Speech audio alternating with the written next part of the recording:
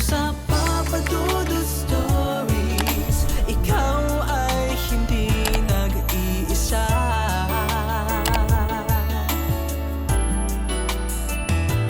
Dito sa Papa Dudut Stories, may nagmamahal sa'yo.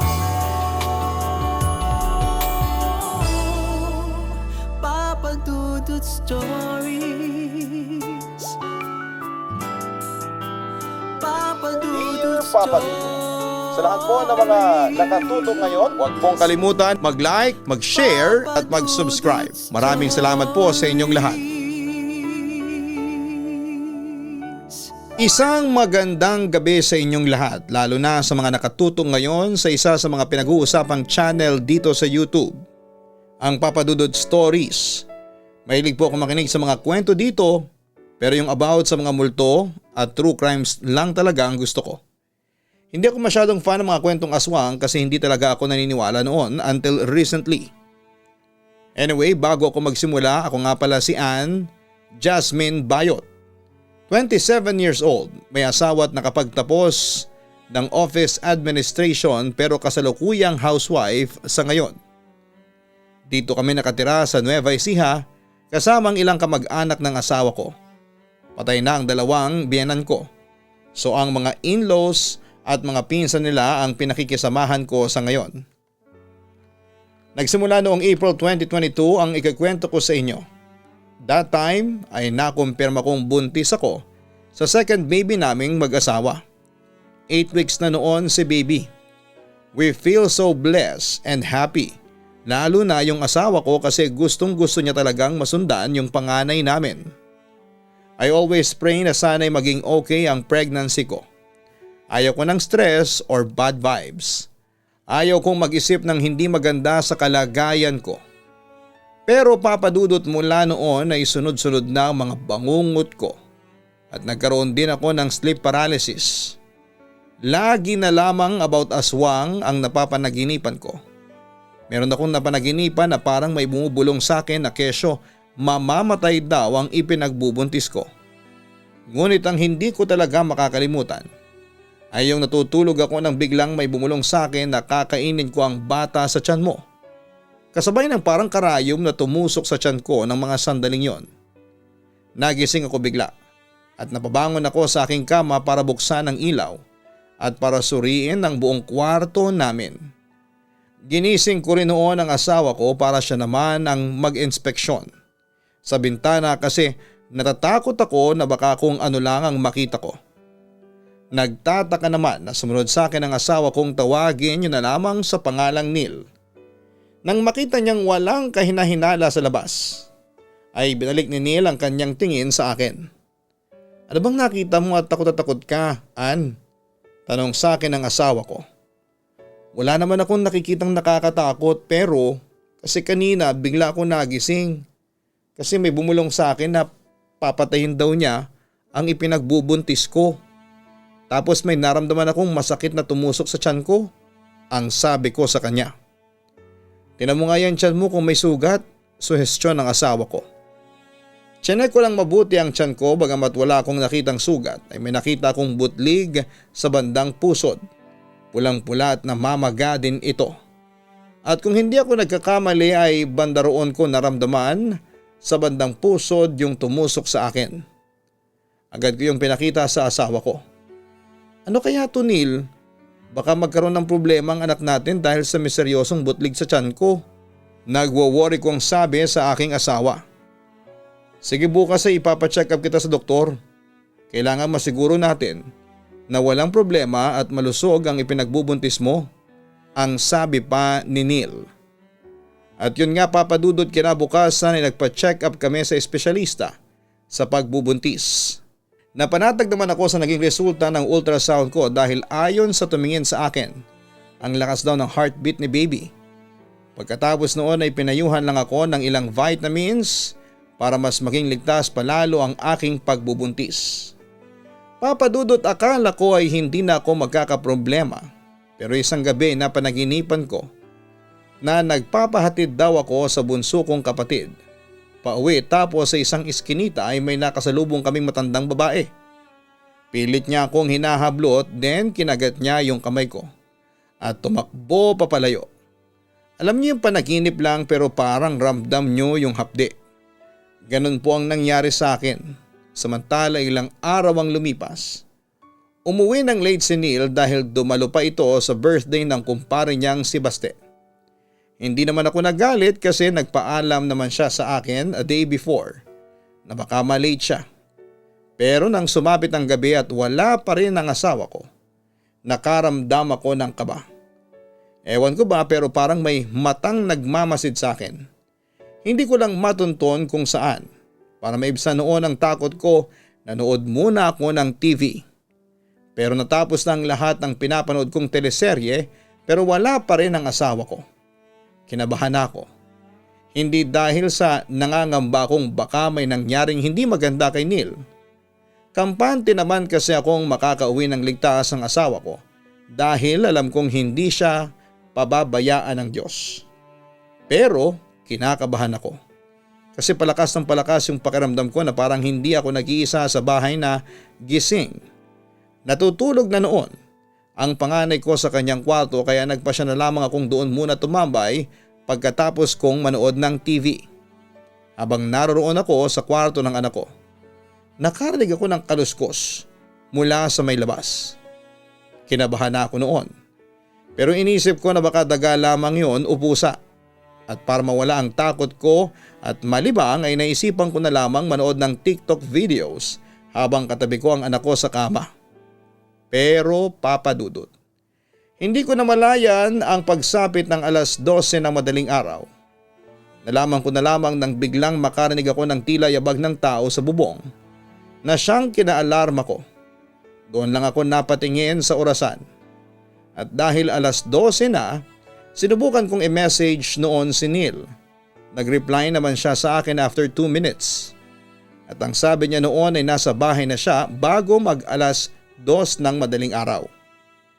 Pero kasabay ng pagbabasa ko ay nakarinig ako ng tila lumilipad na malaking ibon sa labas. Lalong bumilis noon ang tibok ng puso ko. Hindi nagtagal ay tumigil ang pagaspas ng mga pakpak. Pero narinig ko nang parang may dumudot-dot ng kuko sa salamin ng bintana. Buti na lamang at may grills at screen ang bintana ng bahay namin at nakasarado ang kurtina pero grabe papadudot. Takot na takot pa rin ako. Paano na lamang kung aswang yon? Alam naman natin na ang mga aswang ay nagbabagong anyo. Pwede silang maganyong hayop na kakasya sa bintana tapos ay butasin na lamang yung screen. Napatayo ako noon sa higaan at dahan-dahan akong lumapit sa bintana. Pero parang sinasabi noon ng guts ko na huwag kong gawin dahil baka makakita ako ng hindi kaaya-aya. Kaya ang ginawa ko na lamang ay lumabas ako ng kwarto ng anak ko at nagtungo sa kusina at doon ay kumuha ako ng isang kutsilyo at isang itak. Bago ako bumalik sa kwarto ng anak ko. Nagstay pa ako noon ng ilang oras sa kwarto ng panganay ko bago tumawag sa akin si Neil via video call na nasa tapat na raw siya ng pinto namin. Agad kong pinapasok si Neil sa loob. Nagpatimpla pa ito ng kape sa akin at pagkatapos ay nagkwentuhan pa kami ng ilang minuto bago siya nagpasyang matulog na. Samantala habang nagkwentuhan ay nagulat kami nang biglang buwaba ang anak namin. Bakit ka nagising anak? Tanong ko sa kanya. Kasi po ma'am may kumakatok po sa bintana natin. Natatakot po akong buksan. Para po kasing mumu. Sagot nito na halatang takot na takot. Walang mumu, hindi totoo yan. Wika ni Neil sa aming anak. Totoo po ang sinasabi ko, may tao po yata sa labas. Giit ng bata. Nagtinginan kami ng asawa ko. Neil habang wala ka, may naramdaman din akong parang naglalakad sa bubong natin. Tapos may narinig akong pumapagaspas na pakpak. Pagkukwento ko. Baka naman ibon lang yun, ang sabi pa ni Neil. Ang laki namang ibon noon. At saka parang ang may kumakatok sa salamin ng bintana noong nandun pa ako sa kwarto ng anak natin. Dagdag ko pa. Huwag mo nang takutin ang anak natin, baka hindi na matulog yan. Pagpigil ni Neil sa akin. Pinapunta muna namin ang anak namin sa sala at doon muna siya nahiga sa may sofa. Habang kami naman ang asawa ko ay nagpatuloy sa pag-uusap. Hindi kaya merong aswang o tiktik na umaaligid dito sa bahay natin? Pangamba ko. Napatingin sa akin ang asawa ko, napapangisi. Akala ko ba hindi ka naniniwala sa mga aswang? Balik niya sa akin. Oo, pero kasi iba ngayon. May naramdaman kasi akong kakaiba sa paligid. Para bang may nagmamasid sa akin palagi lalo na kapag gabi. At saka buntis ako, hindi malabong bisitahin tayo ng mga aswang o tiktik kasi malalakas ang pangamoy nila sa mga buntis. Paliwanag ko. Sige na, naniniwala ako sa iyo. Ganito ang gawin mo bukas.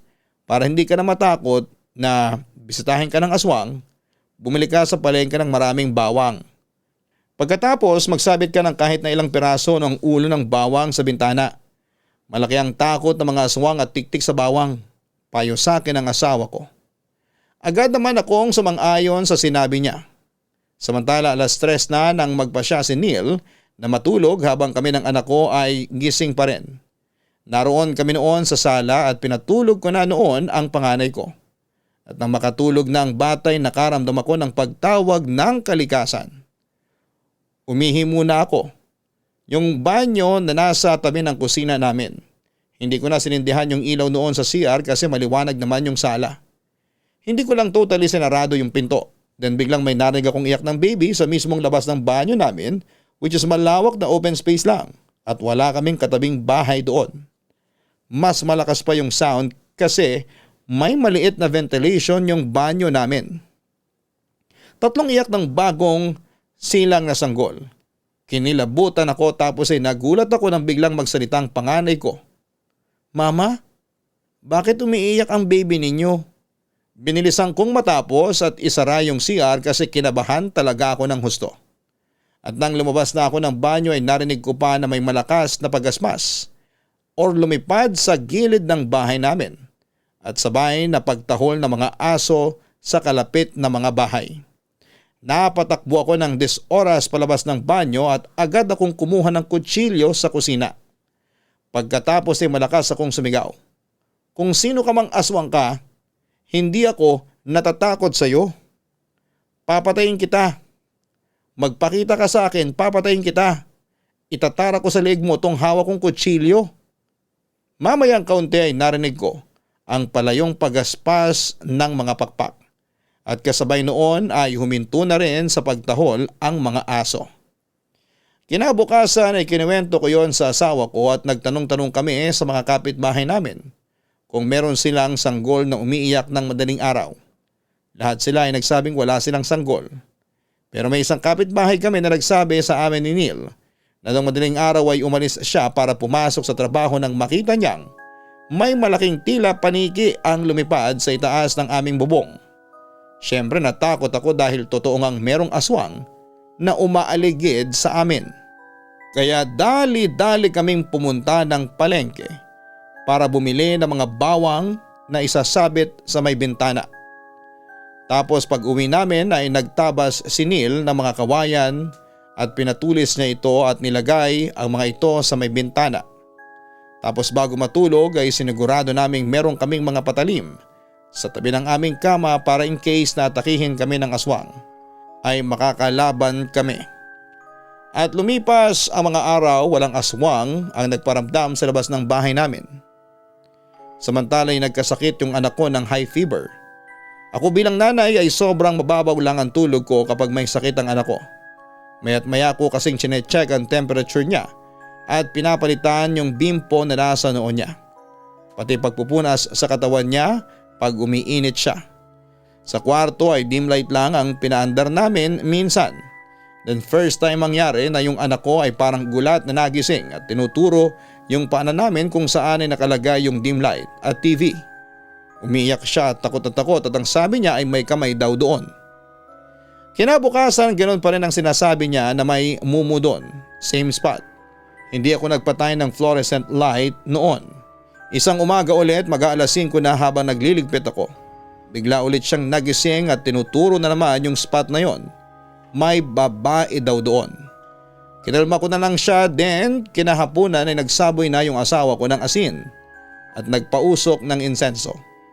Hindi na naulit yon sa anak ko pero bago siya lubusang gumaling isang madaling araw ay nag-flicker yung fluorescent light.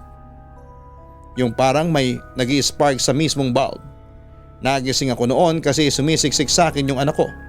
Sabi naming nakita yon kaya tumakbo ako sa switch para mapatay kasi parang puputok yung ilaw. Kinaumagahan ay bumili yung asawa ko ng bagong fluorescent kasi sabi niya ay pundido lang daw yon. Pagpalit niya ay ayaw pa ring umandar. We tried palitan yung starter pero ayaw pa rin. Pati switch inayos na niya at chinek yung linya pero ayaw pa rin. So the whole day and night ang nakapaandar lang is yung dim light na yellow sa kwarto namin. Kinabukasan ay umuki na yung fluorescent at para sa akin ay napaka weird noon. Samantala 7 months na ang ipinagbubuntis ko nang muling dumalas ang pagpaparamdam ng aswang sa bahay namin. Bagamat hindi pa namin ito nakikita ng harapan ay malakas na ang palagay namin na aswang yon. Kasi malapit na akong manganak. Natatandaan ko na nagpaalam sa akin ang asawa ko na mag-overtime siya sa kanyang trabaho kaya pinayagan ko naman siya. Pero noong gabing yon ay kinakabahan ako. Tulog na kasi ang panganay ko kaya ako lang ang mag-isang gising. Nanonood muna ako ng TV para malibang pero habang nanonood ako ay muli akong nakaramdam ng pagaspas ng pakpak at tila sa bubong siya sa parting CR naglanding. Mamayang kaunti ay nakarinig ako ng mga yabag ng paa ng tao sa bubong. Agad ako nagmadali noon sa kusina para kunin ang hinanda kong itak at sibat na gawa sa kawayan. Yun ang gagawin kong pangdepensa sakali mang makapasok ang aswang sa loob ng bahay namin. Pero iginala ko ang paningin ko at mukhang imposibleng makapasok ang aswang dahil sarado ang mga bintana kahit sa kwarto namin. Ngunit hindi pa rin ako nagpapasiguro noon. Mamayang kaunti ay nakarinig ako ng parang may tinutuklap na yero sa second floor. Dahil dito ay agad akong umakyat, dala-dala pa rin ang mga patalim na sandata ko. Natuntun ko ang ingay sa loob ng kwarto ng anak ko. Kaya dali-dali ko itong binuksan at nagimbal ako sa aking nasaksihan papadudot dahil nakita ko na yung kisame namin ay natuklap at isang mahabang dila ang nakadikit na noon sa panganay kong natutulog. Dahil dito ay bumugso ang takot at adrenaline ko. At isa lang ang intensyon ko noon nang iligtas ang anak ko na noon ay tila ba pinagpipiestahan na ng aswang. Gamit ang dala kong patalim ay tinusok ko ang mahabang dila ng aswang at halos maputol nga ito at kasabay noon ay napasigaw ang aswang mula sa itaas. Agad kong binuksan ang ilaw at chinek ko ang anak ko at napansin kong nagdurugo ang kanyang tiyan. Pagtingin ko ay nahiwa na pala ito ng dila ng aswang. Buti na lamang at nakarating ako kaagad kasi kung hindi, maabutan kong wala ng laman loob ang panganay ko. Umarap ako sa sirang kisame kung saan ay tumambad sa akin ang nakakatakot na anyo. Bagamat madilim at hindi ko kita ang kabuuan ng kanyang itsura, nakita ko naman ang kanyang namumula at nanlilisik na mga mata. Nakatingin sa akin. Nagkamali ka ng binangga mo. Hindi ako natatakot sa iyo. Kaya kitang patayin, lumayas ka dito, kampon ka ng dyablo. Galit na wika ko at anyong sisibatin ko siya nang hawak ko pang matulis na kawayan na nakuha ko sa ilalim ng kama ng anak ko. Pero nakita kong pumagaspas na ang pakpak nito na para bang paniki at lumayo na ito sa bahay namin.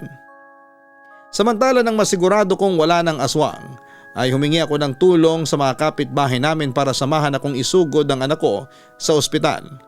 Sa awa ng Diyos ay ligtas naman ang anak ko. Pero ang nakalagay na findings sa nangyari sa panganay ko ay inatake ng mabangis na hayop. At dahil sa nakumpirma ko ngang may aswang, lalo na kaming nag-ingat.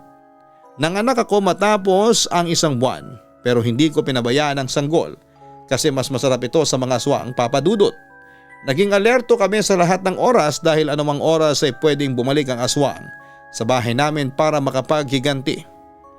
Samantala nang magdadalawang buwan na ang bunso ko ay nagpasya kami ni Neil na lumipat na ng ibang matitirhan. Doon kami lumipat sa bayan, sa maraming tao and so far ay wala namang kaming nai-encounter pang aswang o tiktik. Pero syempre hindi pa rin kami nagpapakampante noon. Papa Dudut, sa ngayon ay malapit nang mag2 taon ang bunso ko at masaya naman kami. Home base ang work ko at paminsan-minsan ay nagpa-part-time reseller din ako ng mga gourmet tuyo at gourmet tahong na nasa bote. Habang ang asawa kong si Neil ay patuloy pa rin sa pagsisikap para sa pamilya namin.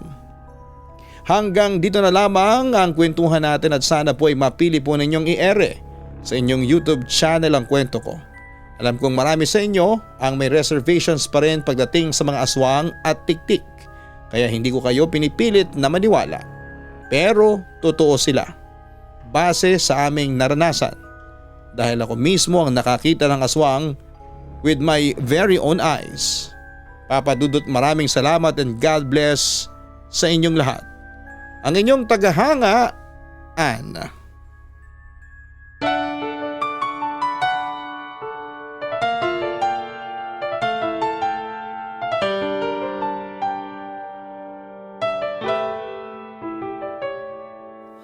Ang buhay ay mahiwaga, laging may lungkot at saya. Sa Papa Dudut Stories, laging may karamay ka.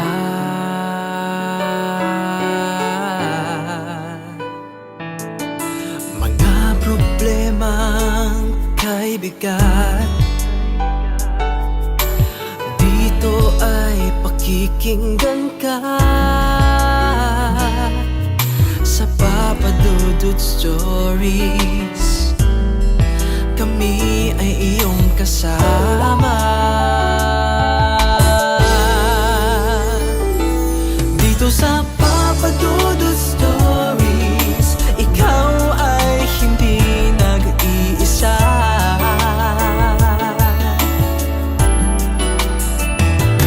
Dito sa Papa Dudut Stories, may nagmamahal sa'yo. Papa Dudut Stories, Papa Dudut Stories, Papa Dudut Stories. Hello mga ka-online, ako po ang inyong si Papa Dudut. Huwag kalimutan na mag-like, mag-share at mag-subscribe. Pindutin ang notification bell para mas maraming video ang mapanood ninyo. Maraming salamat po sa inyong walang sawang pagtitiwala.